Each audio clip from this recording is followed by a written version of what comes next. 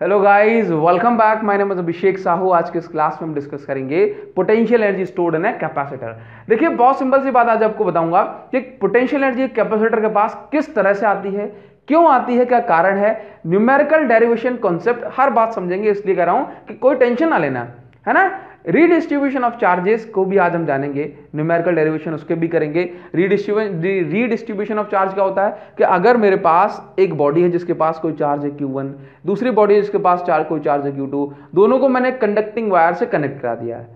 अब दोनों के पास कितना कितना चार्ज हो जाएगा, कितना कितना पोटेंशियल हो जाएगा, तो ये सारी बातें आज हम समझेंगे, ठीक है ना। तो बहुत इंटरेस्टिंग है आज की वीडियो, इसलिए कह रहा हूं कि आराम से टेंशन फ्री होकर पढ़ो।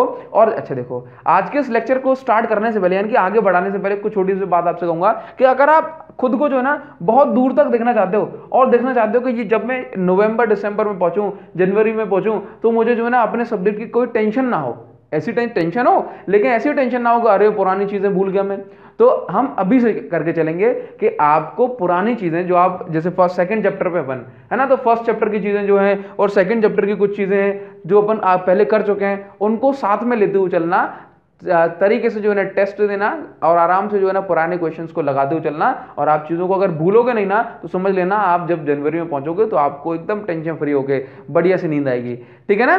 तो चलिए आज के इस लेक्चर को स्टार्ट करते हैं। जैसे मान लो मैं आपसे कुछ छोटी छोटी सी बातें कहूंगा और आप उन छोटी बातों को बहुत आराम से समझने की कोशिश करना है, तो आपको स्टार्टिंग में ये चैप्टर जो है ना खत्म हो जाएगा। ये टॉपिक देखो, मान लो मैंने कहा कि मेरे पास कैपेसिटर क्या होता है, तो बोला सर बार बार तो पता है, इस बार मत बताना।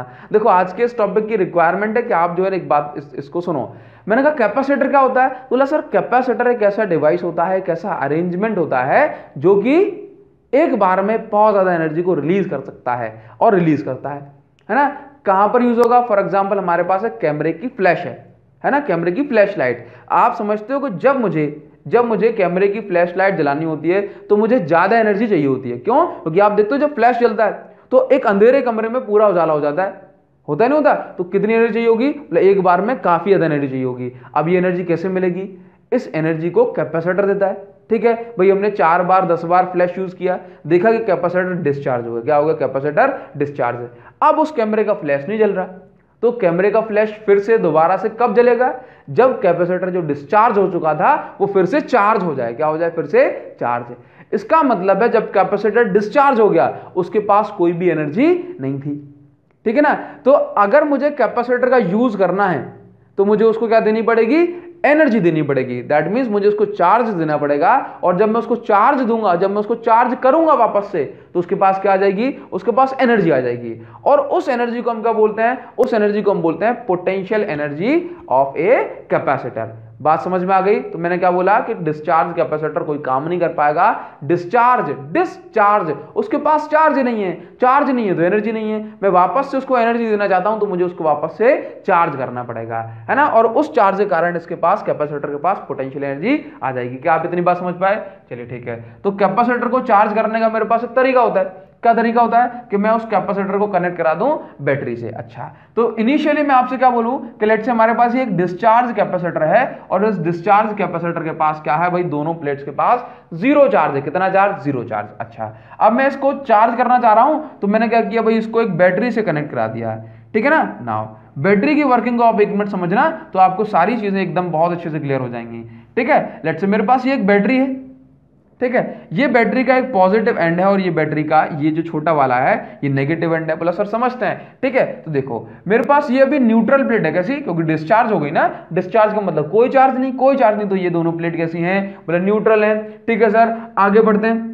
ये बैटरी अगर पॉजिटिव एंड है इसका, तो पॉजिटिव एंड से जो भी प्लेट कनेक्ट होगी वो पॉजिटिव हो जाती है। बोला सर ये भी जानते हैं, ठीक है ना। ये जो भी चीज, जो भी दैट मींस अगर ये पॉजिटिव टर्मिनल है तो पॉजिटिव से जो प्लेट कनेक्ट है वो पॉजिटिवली चार्ज हो जाएगी, नेगेटिव से जो प्लेट कनेक्ट है वो नेगेटिवली चार्ज हो जाएगी। लेकिन ऐसा कैसे हो पाता है, इस चीज को अपन समझने की कोशिश करते हैं। तो लेट्स से मैंने कहा कि ये पॉजिटिव टर्मिनल बैटरी का, ये न्यूट्रल प्लेट, तो ये पॉजिटिव टर्मिनल बैटरी का जो है ना इस न्यूट्रल प्लेट से इलेक्ट्रॉन को खींचेगा। क्या खींचेगा, इलेक्ट्रॉन खींचेगा।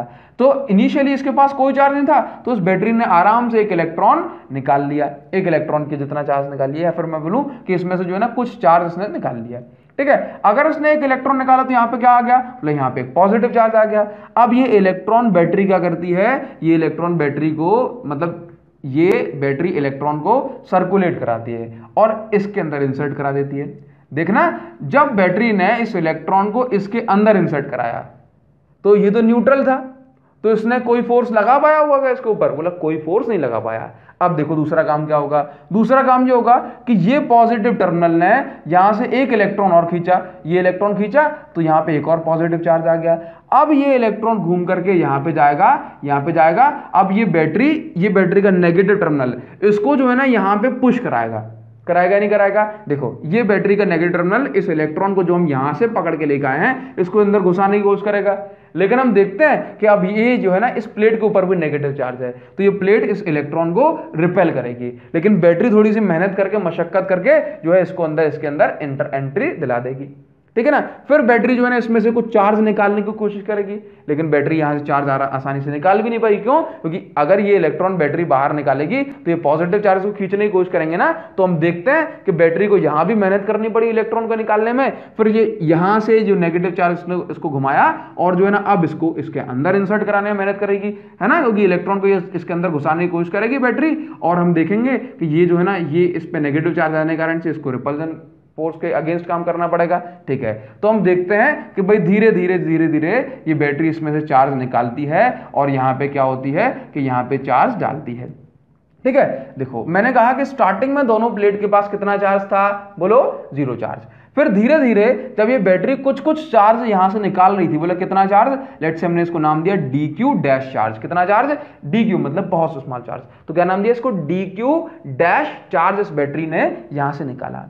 ठीक है, और यहां पे ट्रांसफर कराया, यहां पे भी कितना ट्रांसफर कराया? DQ dash. ठीक है, तो देखो कंडीशन को समझना कि स्टार्टिंग में इन दोनों पे कितना चार्ज था? बोलो 0।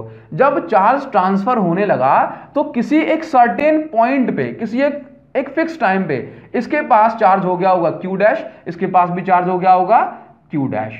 ठीक है ना। ठीक है, मैं इसके पास मान लूं प्लस Q डैश और इसके पास मान लूं माइनस Q डैश। ठीक है ना, माइनस Q डैश।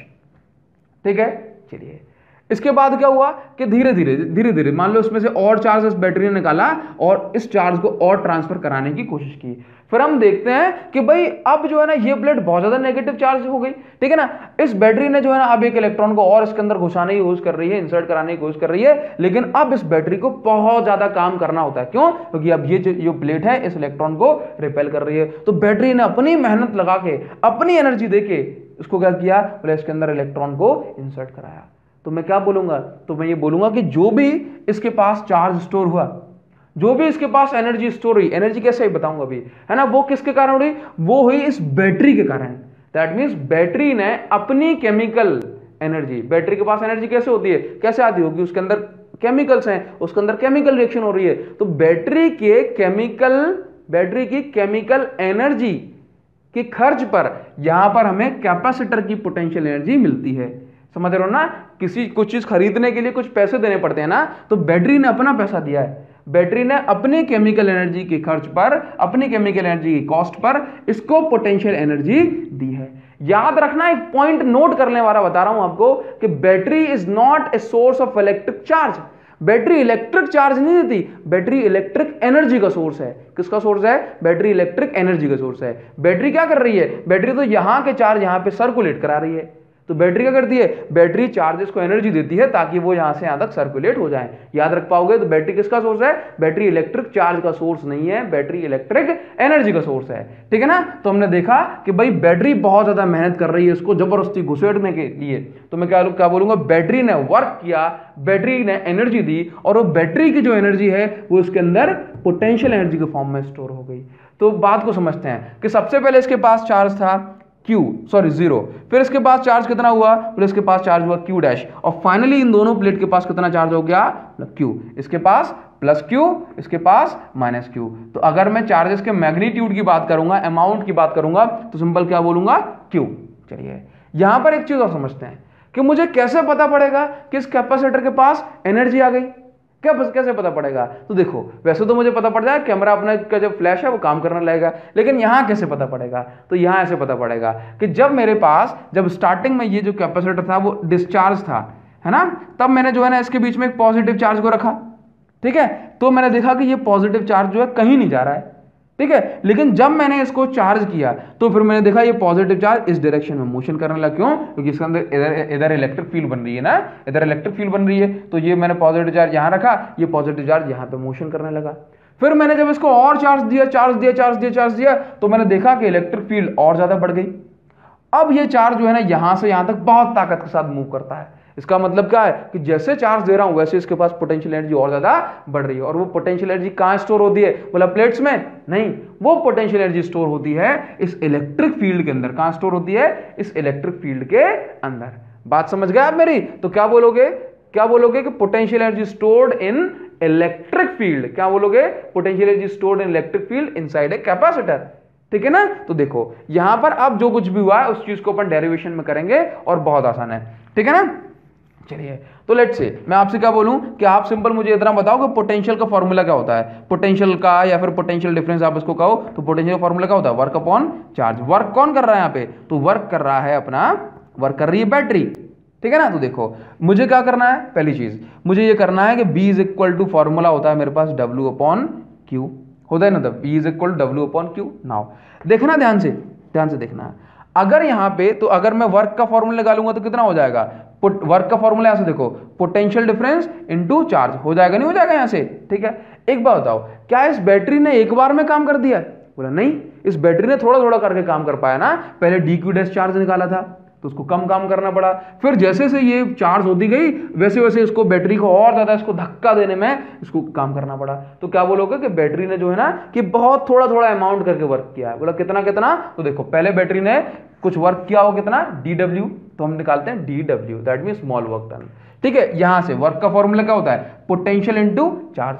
पोटेंशियल मतलब पोटेंशियल डिफरेंस इनटू चार्ज। तो लेट्स से मैंने माना कि भाई जब जो है ना इसमें से dw का मतलब जब इसमें dq charge, potential into charge, ठीक है ना, तो जब इसमें से dq डैश चार्ज ट्रांसफर हो रहा था दोनों का पोटेंशियल कितना हो गया होगा?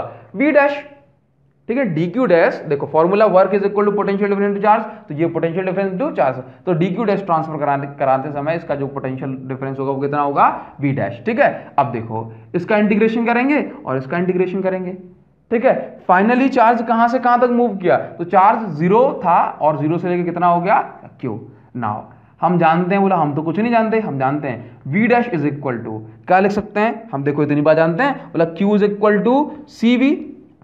इतना होता है नहीं होता? तो आप यहां पे लिखोगे we know Q is equal to CV। आप यहां से लिख लो, ठीक है ना, we know Q is equal to CV। तो V का फॉर्मूला क्या होता है? बोला V का फॉर्मूला होता है Q बाय C। तो यहां पे क्या है? V डैश, तो V डैश का फॉर्मूला क्या हो जाएगा? Q dash by C। कितना हो जाएगा? Q dash by C। चलिए तो देखो यहाँ पे कितना होगा, बस मैं इसको वैल्यू पुट कर दूंगा, तो dw इज इक्वल टू इसका इंटीग्रेशन करूंगा तो इसका इंटीग्रेशन कितना हो जाएगा? बोला W। ठीक है। यहाँ पे देखो वैल्यूज पुट की मैंने, Q dash upon C into dq dash. ठीक है। तो W इज इक्वल टू यहाँ पे देखो 0 से लेके Q तक मुझे इंटीग्रेशन करना है तो यहाँ पे 1/c आ जाएगा और इंटीग्रेशन Q डैश का करूंगा dq डैश, ये इसका मतलब है Q डैश की रिस्पेक्ट में W इज इक्वल टू यहाँ पे 1/c आ रहा है अपना। ठीक है ना। इसका इंटीग्रेशन करूंगा 0 से लेके Q के रिस्पेक्ट Q तक है तो इसका हो जाएगा Q dash by Q dash square by 2, है ना। x का इंटीग्रेशन क्या होता है? x स्क्वायर बाय 2, तो ये क्या है? x, तो मतलब Q डैश है तो Q dash square by 2। Limit अपनी ये 0 से लेके Q तक, ठीक है ना। तो upper limit minus lower limit करूंगा तो ये 2 बाहर आ जाएगा 1/2c, ठीक है ना, अपॉन ये क्या हो जाएगा? Q square bye 2। 0 पुट करूंगा तो 0 की जगह 0, तो उसका मतलब क्या है कि जो वर्क है मेरा, जो वर्क जो बैटरी ने किया वो यहाँ पे क्या हो जाएगा? पोटेंशियल एनर्जी के फॉर्म में स्टोर हो जाएगा। तो मैं बोलूंगा यहाँ पे U इज इक्वल टू कितना हो गया? U इज इक्वल टू हो गया आपका half Q square by C। क्या हो गया? Half Q square by C। Clear है तेरी बात? ना यहाँ पर अब देखो half Q square by C। अब आप ये जो फॉर्मूलेज जो आते चले जा रहे हैं आप इनको सही तरीके से पूरे सीक्वेंस में नोट करोगे क्योंकि एक ही फॉर्मूला यूज नहीं होगा, यहाँ पे काफी सारे फॉर्मूले यूज होंगे। तो half Q square by C, Q square by C, ठीक है, एक फॉर्मूला हो गया। अब मैं इसको और किस किस तरह से लिख सकता हूं तो आप इसको जानो। मैंने कहा कि यहां पे देखो दूसरा फॉर्मूला और लिखोगे, और में लिखना U is equal to Q को क्या लिख सकते हो? Q is equal to CV लिख सकते हो ना। तो आप यहां पे लिखोगे Q is equal to CV, तो ये कितना हो जाएगा? C स्क्वायर, यहां पे देखो हाफ लिखा मैंने, हाफ Q की जगह CV, तो C square V square upon C, तो सी से ये सी कैंसिल हो जाएगा। तो यू की वैल्यू कितनी आ गई? यू की वैल्यू आ गई आपके पास हाफ सी वी स्क्वायर। ये बहुत वर्सेटाइल फॉर्मूला है, आप इसको याद रखोगे, ठीक है। U is equal to half C V square, ये क्या है? U is equal to half Q square by C, ठीक है। इसी तरह से आप इसको और कन्वर्ट कर सकते हो। बोला कैसे? कैसे कन्वर्ट करोगे? देखो ध्यान से, आप ऐसा लिख सकते हो उसको, जैसे मान लो मैं आपसे ऐसा बोल दूं क्यू के टर्म में लिखना है, तो देखो ओके, और आपने लगाया तो देखो u is equal to half, ठीक है। c को आप क्या लिख सकते हो? यहां से देखो c को q अपॉन v क्या लिख सकते हो? q upon v। यहां से c को क्या लिख सकते हो? q upon v into B square. तो यहां से कैंसिल करेंगे तो u का फॉर्मूला क्या आ जाएगा? बोले u का फॉर्मूला आ गया आपका हाफ क्यू बी। ये आ गया नहीं आ गया? u का मतलब क्या है? Potential energy. क्लियर इतनी बात? अब आप क्या करें? अब आप जो है ना इसको सीक्वेंस से नोट कर लो। मैं एक काम करूं, इन सबको सीक्वेंस से नोट कर दूं, ठीक है। देखो इसको हटा दें इतना, हाफ सी वी स्क्वायर और एक फॉर्मूला और क्या आ गया अपना, ओके चलिए, चलो ठीक है, इसको नोट कर लेना। जो अभी जो मैं हटा दिया उसको नोट कर लो, और मैं डायरेक्ट आपका यहां पे लिख देता हूं u is equal to half Q B, ठीक है। ये तीन फॉर्मूले मेरे पास हो गए। अब इन तीनों फॉर्मूले को मुझे अपने अपने तरीके से यूज करना है, ठीक है। जब जैसी जरूरत पड़ेगी मैं उसको अपने अपने तरीके से यूज करूंगा, ठीक है। नाउ अब चीजों को समझने की कोशिश करना, ठीक है ना। मैंने कहा अभी तो ये एक सिंगल कैपेसिटर के अंदर हो गया, ठीक है। अब मैं आपसे कहता हूं कि यदि मेरे पास 2 कैपेसिटर हैं, मेरे पास 3 कैपेसिटर हैं, और अगर मैं उनको सीरीज में कनेक्ट करता हूं, मैं उनको पैरेलल में कनेक्ट करता हूं, तब क्या कंडीशन बनेगी? बात समझ पा रहे हो मेरी? तब क्या कंडीशन बनेगी? तो देखो कैसे करेंगे अपन उसको, तो हम उसको ऐसे करेंगे। देखो कंडीशन समझ रहे हो? तो कैसे करेंगे? तो उसको ऐसे करेंगे। लेट्स से आप ऐसे मानो कि if capacitors are connected in parallel combination, in parallel, अगर मैं कैपेसिटर्स को पैरेलल कॉम्बिनेशन में करूं तो क्या होगा, ठीक है। दाओ देखो बात को समझो। मैंने कहा यहां पर u इज इक्वल टू, अगर मैं बात करता हूं कैपेसिटर पैरेलल में कनेक्ट होते हैं, तो पैरेलल में उनकी कैपेसिटेंस क्या हो जाती है? बोला ऐड हो जाती है। 3 कैपेसिटर मैंने पैरेलल में लगाए तो उनकी कैपेसिटेंस कितनी हो जाएगी? C1 plus C2 plus C3। तो देखो ये वाला फॉर्मूला ले, हाफ सी वी स्क्वायर, ये फॉर्मूला आपका बहुत जगह यूज होगा। तो हाफ वी स्क्वायर को मैं अलग कर दूं, क्यों? क्योंकि पैरेलल में ऐसा होता है कि कौन सेम रहता है? मतलब v सेम रहता है, हर किसी का पोटेंशियल डिफरेंस सेम। तो यहां पे क्या लिखूंगा? तो C1 square plus C2 square plus C3 square, ठीक है ना। चलिए ऐसा हो गया। तो u इज इक्वल टू, आप यहां पे लिख दें for example 3 capacitors are connected in parallel. देखो लिख दिया करोगे तो बहुत अच्छा होगा, नहीं तो अदरवाइज मेरा टाइम थोड़ा सा जो है ना बढ़ जाएगा वीडियो का, ठीक है ना। तो u इज इक्वल टू, जिससे आपको भी प्रॉब्लम होगी, हाफ, ठीक है। यहां पे क्या लिखोगे? इंटू कर देना, तो half C1 B square plus half C2 V square plus half C3 V square, इस तरह चलेगा। तो U इक्वल टू कितना हो जाएगा? लेट्स से पहले कैपेसिटर की पोटेंशियल एनर्जी U1 प्लस ये दूसरे कैपेसिटर की पोटेंशियल एनर्जी U2 प्लस आगे तीसरी पोटेंशियल एनर्जी, और इस तरह से बढ़ता चला जाएगा। तो मैं क्या बोलूंगा? मैं फिर ये बोलूंगा कि अगर मैं कैपेसिटर्स को पैरेलल में ऐड करता हूं तो उनकी पोटेंशियल एनर्जी क्या हो जाएगी? उनकी पोटेंशियल एनर्जी भी ऐड हो जाएगी। फॉर एग्जांपल मैंने कहा कि मेरे पास 3 कैपेसिटर हैं, 10 मतलब मेरे पास 3 कैपेसिटर हैं, पहले की पोटेंशियल एनर्जी है 10 जूल, दूसरे की भी है 10 जूल, तीसरे की भी है 10 जूल। तो मैं इनको अगर पैरेलल में कनेक्ट करता हूं 30 जूल हो जाएगी। कितनी हो जाएगी? 30 जूल। मतलब सर इसमें कौन सी बड़ी बात है? इसमें बात है ना, इसमें बात है।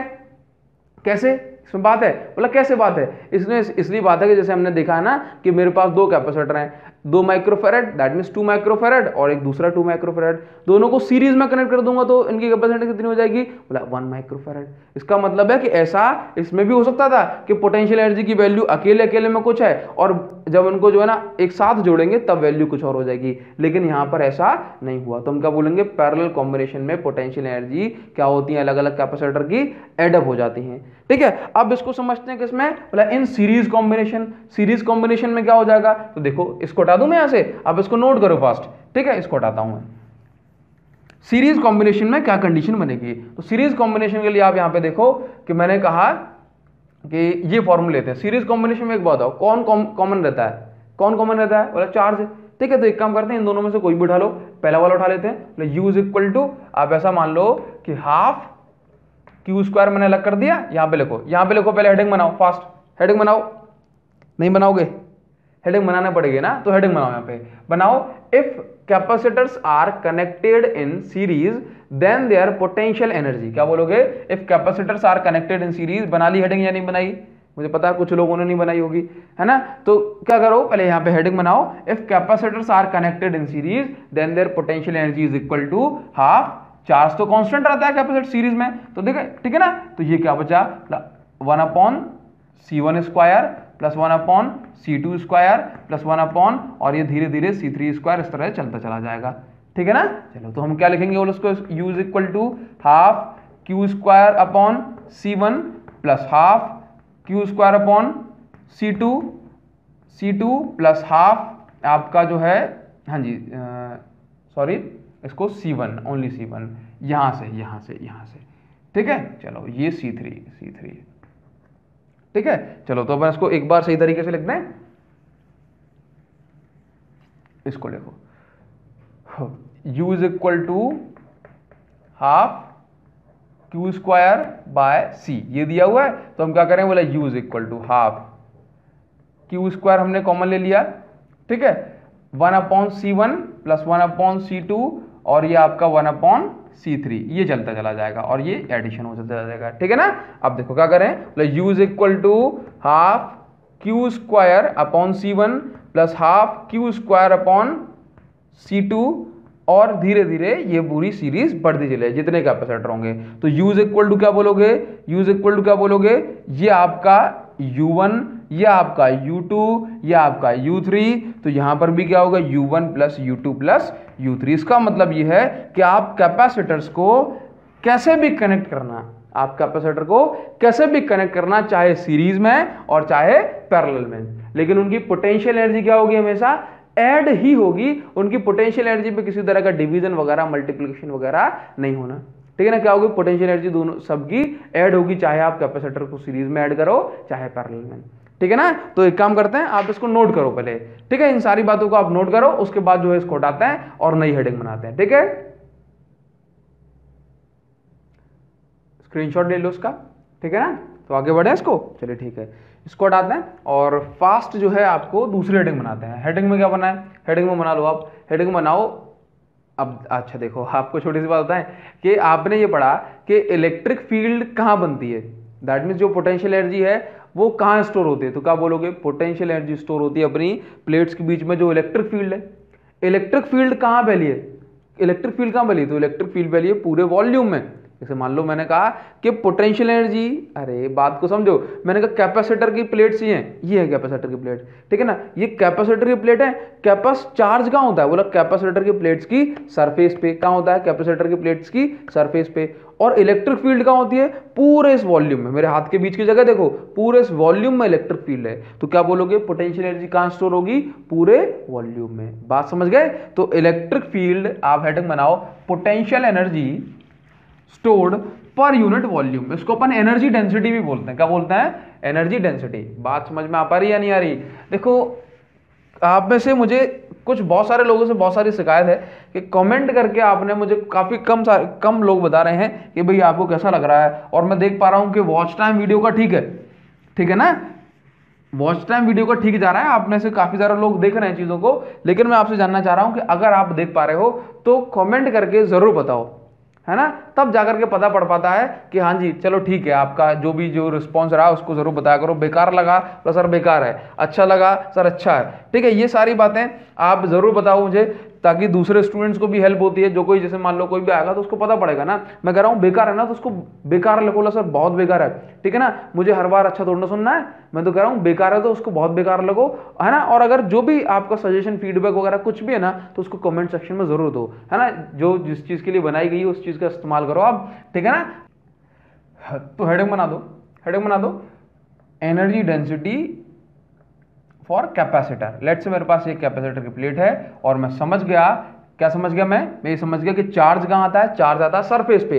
तो जहां कहीं मुझे जरूरत पड़ेगी मैं यूज करूंगा Q is equal to sigma A, क्योंकि मैं जानता हूं सिग्मा इज इक्वल टू क्या होता है क्यू बाय ए, तो क्यू इज इक्वल टू क्या हो जाएगा सिग्मा ए। हम प्लस माइनस ले रहे हैं, हम क्या ले रहे हैं केवल इसका मैग्नीट्यूड। ठीक है, अब देखो इसके साथ साथ मुझे पता है कि भाई एनर्जी कहाँ स्टोर है, एनर्जी स्टोर है इलेक्ट्रिक फील्ड में, और इलेक्ट्रिक फील्ड कहाँ है, बोले इलेक्ट्रिक फील्ड है पूरे वॉल्यूम में। और मैं जानता हूं याद रखना, मतलब कैपेसिटर के प्लेट्स के बीच में है ना, कैपेसिटर की प्लेट्स के बीच में कितनी इलेक्ट्रिक फील्ड होती है, क्या बोलोगे सिग्मा अपॉन एप्सिलॉन नॉट। तो यहां से देखो एक फॉर्मूला आपके पास ये, दूसरा फॉर्मूला आपके पास ये, तो यहां से एक बात बताओ, यहां से एक बात बताओ, सिग्मा को मैं क्या लिख सकता हूं, सिग्मा को मैं लिख सकता हूं ई इंटू एप्सिलॉन नॉट, है ना। तो आपको कितने सारे फॉर्मूले बनते चले जा रहे हैं, लेयर पे लेयर परत पे परत खुलती चली जा रही है। ठीक है ना, तो देखो अगर मुझे फॉर्मूला बनाना है कौन सा, मुझे फॉर्मूला बनाना है एनर्जी डेंसिटी। एनर्जी डेंसिटी को लेट से मैंने स्मॉल यू से रिप्रेजेंट किया, किससे, स्मॉल यू से। ठीक है, तो एनर्जी डेंसिटी यानी potential energy stored per unit volume. ठीक है ना, ये एनर्जी डेंसिटी का फॉर्मूला है। ठीक है, now U is equal to potential energy store, क्या मैंने ऐसा निकाला है, मतलब पोटेंशियल एनर्जी स्टोर तो हाफ आपका Q स्क्वायर बाय C, ये हमने निकाला है, ये तो पोटेंशियल एनर्जी का फॉर्मूला हो गया, अपॉन वॉल्यूम। वॉल्यूम को हम क्या लिख सकते हैं, बोला अभी तो आप वॉल्यूम को वॉल्यूम ही लिख दो। ठीक है, नाउ बोला U इज इक्वल टू, ऐसा कर सकता हूं मैं, ऐसा कर दिया मैंने, हाफ C को बाहर निकाल दिया, ठीक है ना, 1/2C को बाहर निकाल दिया, इनटू ये क्या बचा Q square upon volume. Volume को मैंने कैपिटल V लिख दिया।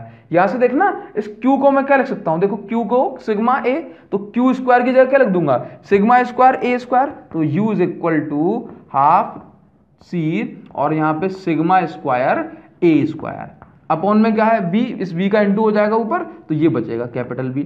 ठीक है ना, नाउ इस सिग्मा को क्या लिख सकता हूं, तो यहां से देखो sigma is equal to E into epsilon naught, तो यहाँ पे सिग्मा स्क्वायर की जगह क्या आ जाएगा, दोनों पे स्क्वायर लगा दो, तो U is equal to 1/2C, और यहाँ पे हो गया E into epsilon not, that means E square into epsilon not का स्क्वायर, इंटू में क्या है बोला A स्क्वायर। ध्यान से देखना ये क्या है अपॉन वॉल्यूम, वॉल्यूम को मैं क्या लिख सकता हूँ, एरिया इंटू थर्ड साइड, तो हो गया D। ठीक है, तो A से A कैंसिल हो गया। ध्यान से देखो इसको एक स्टेप और, बस लास्ट स्टेप है, U is equal to half.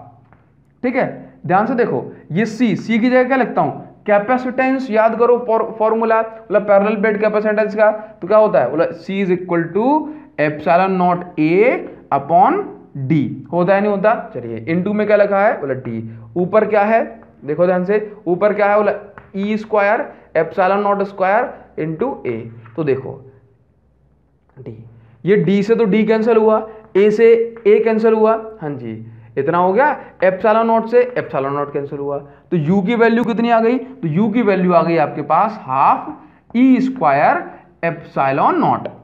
ठीक है, तो क्या बोलूंगा मैं कि ये है एनर्जी डेंसिटी का फॉर्मूला, क्या है एनर्जी डेंसिटी का फॉर्मूला।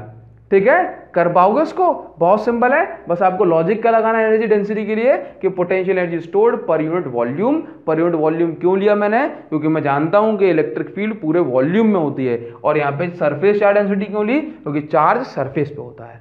ठीक है ना, अब आप हेडिंग बनाओ, क्या हेडिंग बनाओगे, अब आप हेडिंग बनाओ नई हेडिंग। बोला सर नई हेडिंग बनाते जाते हैं, ब्रेक नहीं लेते, तो हम आपसे कहेंगे कि भाई पानी पियाओ, है ना, प्यास लगी है तो, खाना खाया हो, भूख लगी है तो, है ना, थोड़ा सा मन नहीं हो रहा तो सो लो। ठीक है ना, लेकिन पढ़ना तो जरूर पड़ेगा। ठीक है, सोच रहे हैं थोड़ा सा मन बदल रहा है हमारा आज न्यूमेरिकल्स को लेकर के, सोच रहे हैं कि न्यूमेरिकल्स आपको अगली वीडियो में कराए जाएं।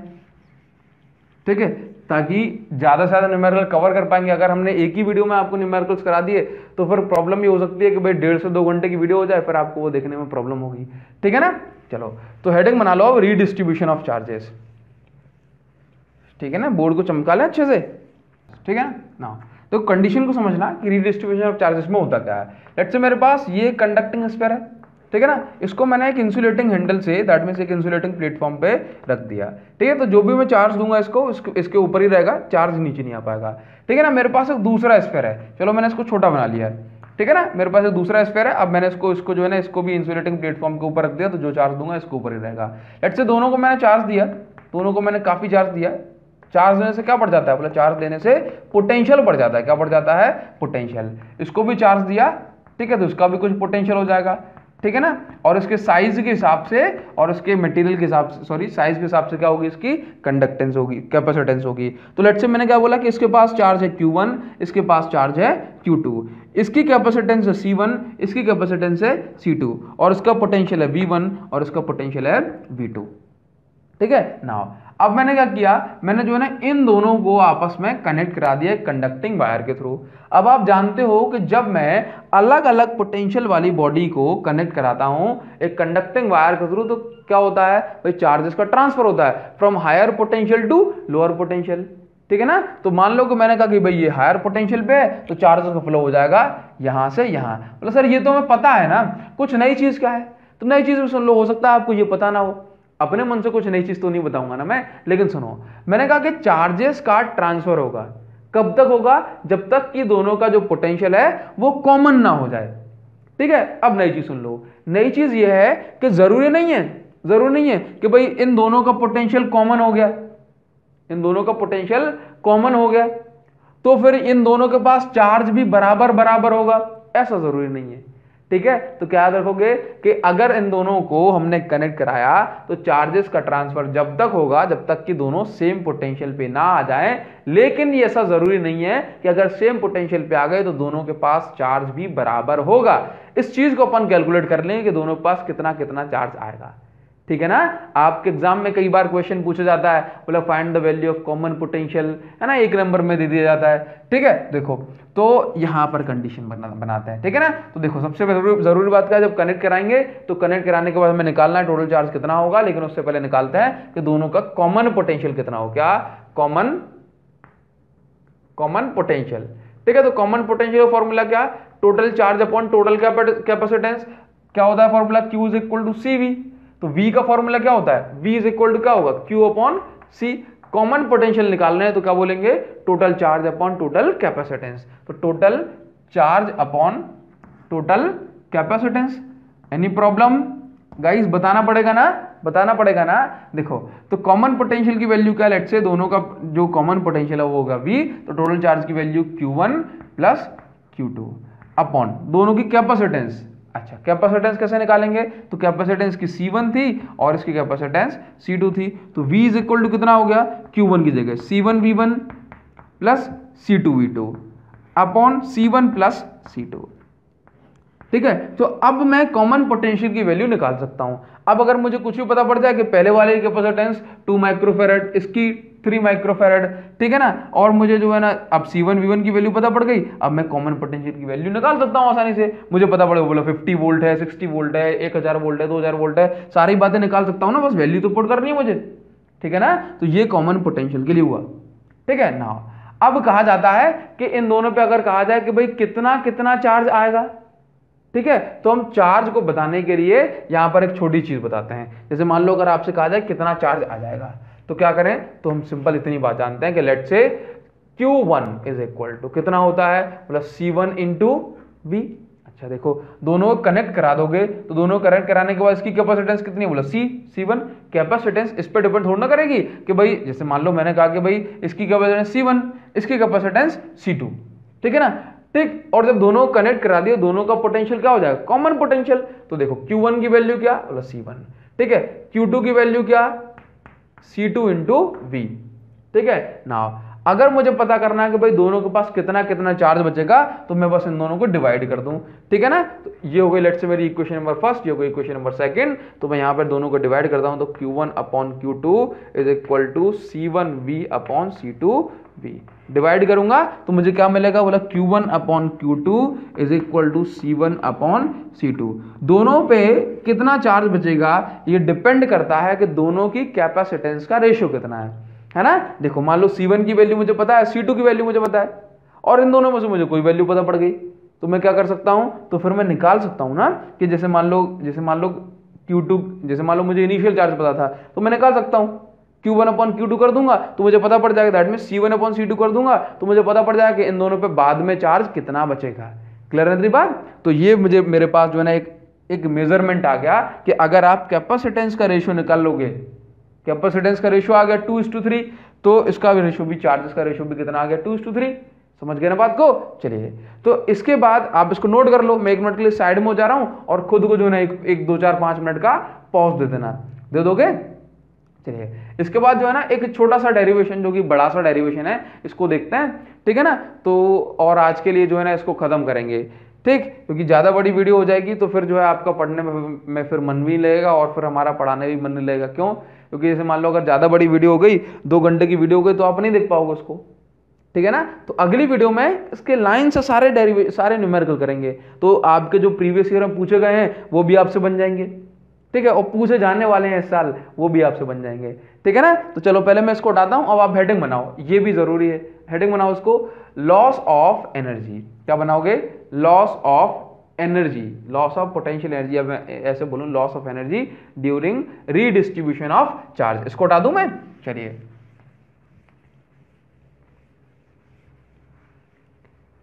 अच्छा देखो, ये डेरिवेशन थोड़ा सा बड़ा है तो अपनी जगह कम पड़ जाएगी, तो मैं इसको भी हटा देता हूं, ठीक है ना। अच्छा, आप यहां पे ये देखो, यहां पे लिख दो,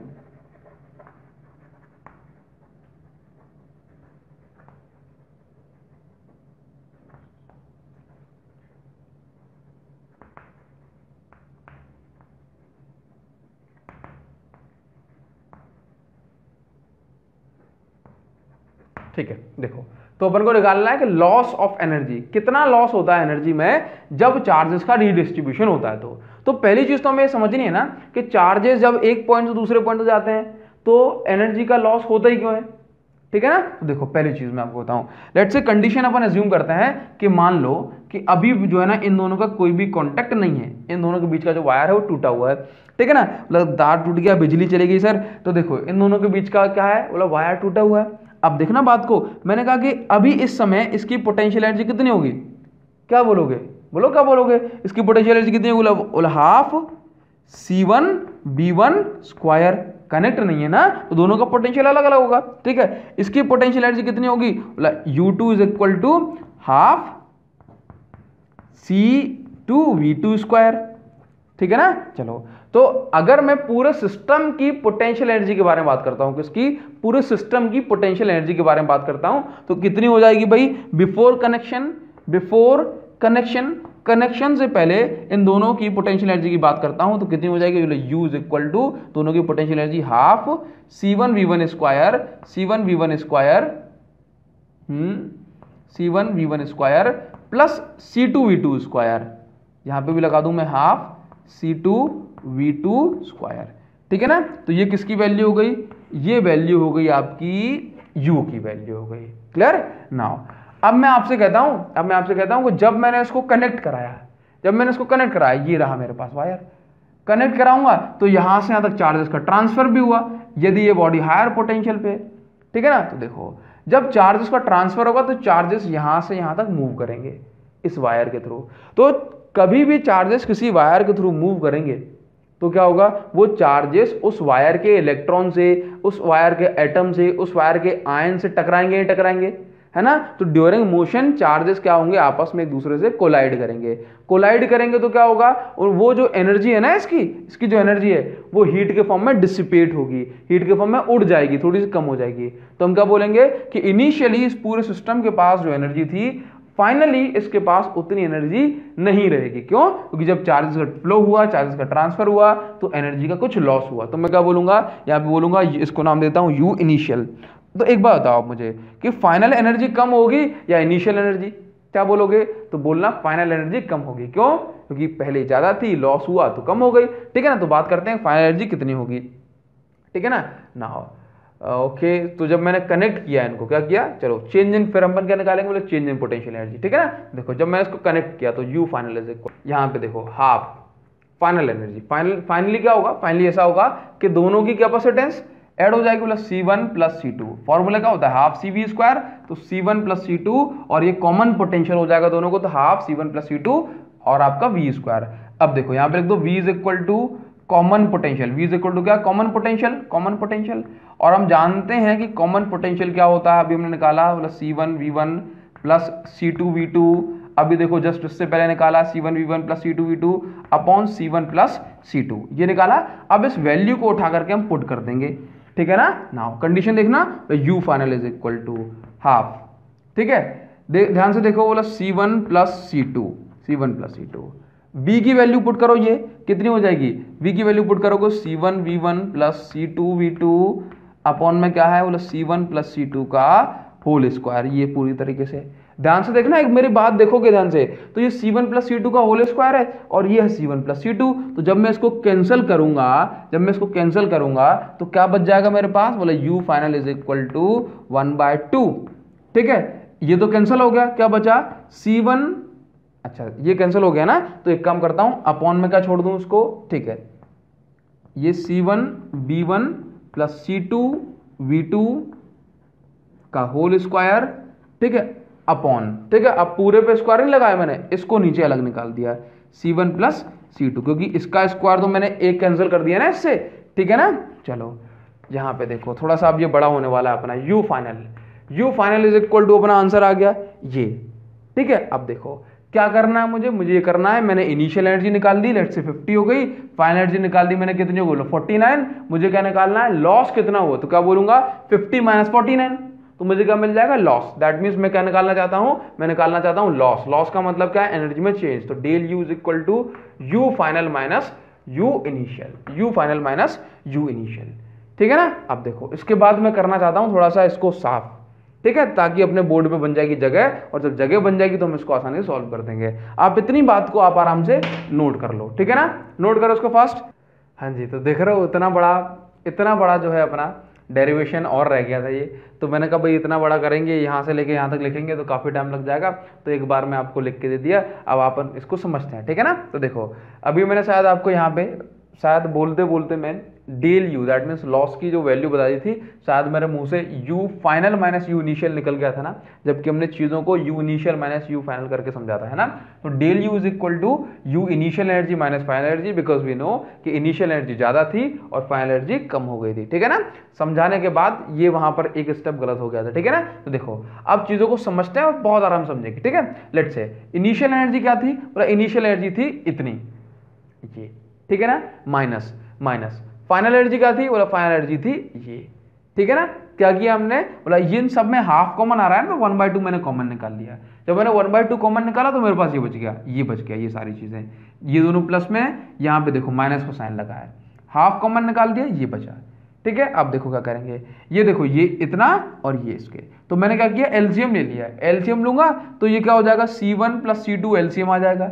एलसीएम कैसे लूंगा भाई, इसका एलसीएम तो आ गया C1 प्लस C2, लेकिन जब मैं इसको सॉल्व करूंगा तो ये एलसीएम लिया तो इसका इससे इंटू करना पड़ेगा। जब मैंने इसका इससे इंटू किया तो मैंने देखा कि भाई देखो C1 V1 स्क्वायर का एक बार इंटू किया C1 से, तो कितना आ गया, C1 V1 स्क्वायर का एक बार इंटू किया C1 से, तो C1 स्क्वायर V1 स्क्वायर, ठीक है। फिर C1 V1 स्क्वायर का इंटू किया एक बार C2 से, तो C1 C2 V1 स्क्वायर, इसी तरह से इसका कर लिया, ठीक है, तो ये बन गया, ठीक है। नाउ भाई अब कहां पहुंच गए, बोला माइनस साइन पे, तो माइनस साइन यहां है, ठीक है। इसके बाद इसके अंदर देखो, इसके अंदर, ठीक है, ये तो इसका इंटू तो नहीं होगा ना, हम इसको सॉल्व करेंगे, C1 V1 plus C2 V2 का होल स्क्वायर, ये हमने किया, ठीक है। इसके बाद देखना, आप जानते हो कि अगर इसके बाहर माइनस साइन है तो अंदर के साइन क्या हो जाएंगे, सारे रिवर्स हो जाएंगे, सारे बदल जाएंगे। तो देखो अब देखो इसका होल स्क्वायर किया तो C1 V1 A plus B का होल स्क्वायर क्या बनेगा, A स्क्वायर इसका स्क्वायर प्लस B स्क्वायर इसका स्क्वायर प्लस 2AB, तो 2AB, तो AB, ठीक है ना, क्योंकि बाहर माइनस साइन लगा था तो सबके साइन पलट गए, रिवर्स हो गए। अपॉन में क्या है, C1 प्लस C2, क्लियर है बात। नाउ यहां पे देखो del U is equal to, क्या किया मैंने C1 प्लस C2 को बाहर निकाल दिया, ठीक है। अब यहां पे देखो ये C1 V1 स्क्वायर से ये C1 V1 स्क्वायर कैंसिल हो गया, ये C2 V2 स्क्वायर से ये C2 V2 स्क्वायर कैंसिल हो गया, ठीक है ना। तो देखो C1 C2 V1 square, C1 C2 V1 square, C2 C1, ये C1 C2 V2 square. Now यहां पे देखो 2 C1 C2 V1 V2 ये लिख दिया, ठीक है ना, विद साइंस। क्या करेंगे अब देखो इन सब में C1 C2 C1 C2 C1 C2 common आ रहा है, तो मैंने क्या किया भाई del U is equal to C1 C2 common निकाल लिया, अपॉन में क्या है 2 C1 प्लस C2 ये लिख दिया मैंने, ठीक है ना। अंदर क्या बचा, जब C1 C2 कॉमन निकल गया सब में से तो क्या बचा, मतलब पहले वाले में V1 स्क्वायर, दूसरे वाले में V2 स्क्वायर, तीसरे वाले में V1 V2, क्लियर है।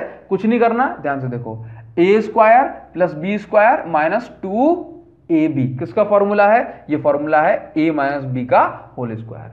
समझ गए? तो ये मेरा आ गया लॉस का फॉर्मूला। किसका हो गया? Loss of energy during redistribution of charges. ठीक है ना? तो आज की इस वीडियो के लिए बस इतना रखते हैं। ठीक है? समझ में आया ना आया कमेंट करके जरूर बताना। इससे भी ज्यादा जरूरी बात यह है कि नेक्स्ट वीडियो में हम करेंगे न्यूमेरिकल्स। ठीक है ना? आई एम सॉरी कि मैंने आपको स्टार्टिंग में कहा कि आज की वीडियो में हम न्यूमेरिकल करेंगे। आप समझते हो क्योंकि टाइम की कमी होने के कारण हम न्यूमेरिकल्स कल करेंगे। क्लियर इतनी बात? ठीक है, सो दैट हम ज्यादा से ज्यादा न्यूमेरिकल्स को कवर कर पाए। ठीक है, तो चलिए आज की इस वीडियो के लिए इतना ही। तब तक के लिए thank you so much. Thanks a lot friends.